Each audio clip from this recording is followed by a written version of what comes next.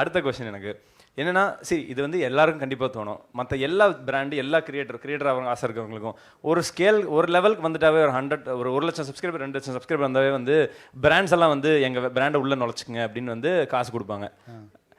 கண்டிப்பாக உங்களுக்கு வந்திருக்கும். வந்துச்சு. அது நீங்கள் ஏதோ ஒரு காரணத்துக்காக ஒரு பாலிசி அது பண்ணாமல் இருக்கீங்க. ஏன் பண்ணாமல் இருக்கீங்கன்னு எனக்கு தெரிஞ்சுக்கணும் ஒன்று. ரெண்டாவது, அந்த மாதிரி வந்ததுலேயே பிக்கஸ்ட் ஆஃபர் என்ன?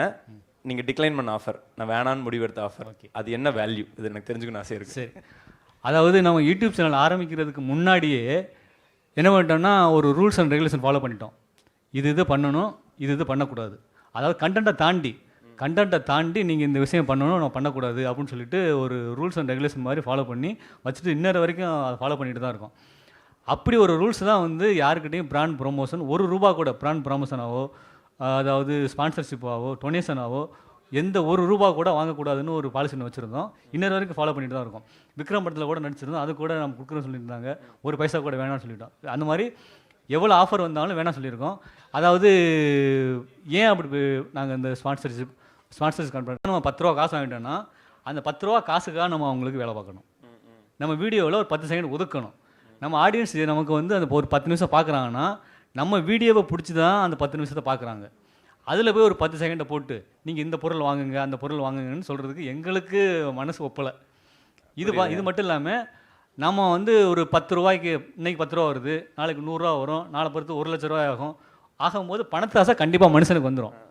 அதை வந்து நாங்கள் அவாய்ட் பண்ணுறதுக்காக ஏற்கனவே யூடியூப்பில் விளம்பரம் போயிட்டுருக்குது, அதை ஆடியன்ஸ் பார்த்துட்டு இருக்காங்க. அந்த விளம்பரமே போதும், அதுலேருந்து வர வருமானமே நமக்கு போதும்னு சொல்லிட்டு வர்ற வருமானம் போதும், ஆடியன்ஸுக்கு நம்ம கொடுக்க வேண்டிய கண்டென்ட் தரமாக கொடுக்கணுங்கிறதுக்காக அதை அவாய்ட் பண்ணியிருக்கோம். நாங்கள் டிக்ளைன் பண்ண ஆஃபர் எதுன்னு பார்த்தீங்கன்னா ஃபஸ்ட்டு ஆஃபரே அதான். எதுனா ஒரு சாக்லேட் கம்பெனி வந்தாங்க. அப்போ எங்களோட ஒரு 5 மில்லியன் சப்ஸ்கிரைபர் இருந்துச்சு.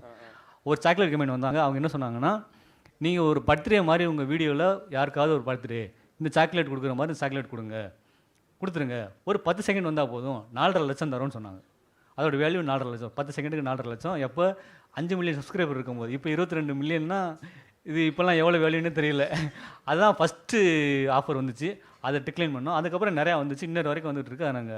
அதை நாங்கள் ஏற்றுக்கோங்க. நீங்கள் சொன்னீங்களே நேர்மையான வெளிப்பாடுன்னு சொன்னீங்களே, அந்த மாதிரி வந்து ஒரு பாலிசி செட் பண்ணிவிட்டு அதுலேருந்து மாறாமல் நிற்கிறதுங்கிறது வந்து பெரிய விஷயம்.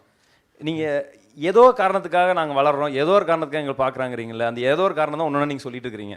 தேங்க்ஸ். அடுத்த கொஸ்டின் எனக்கு என்னென்னா, இது இப்போ நீங்கள் யூடியூப்பில் வந்து பார்த்தீங்கன்னா பெரிய பெரிய வீடியோ தானே போடுறீங்க. இன்றைக்கி நிறைய பேர் ஃபோன் நோண்டுறவங்க பார்த்தீங்கன்னா யூடியூப் ஷார்ட்ஸும் இன்ஸ்டாகிராம் ரீலும் அதிகமாக பார்க்குறவங்க கை தூக்குங்க. செய்திகளை உடனுக்குடன் தெரிந்து கொள்ள உடனே சப்ஸ்கிரைப் பண்ணுங்க.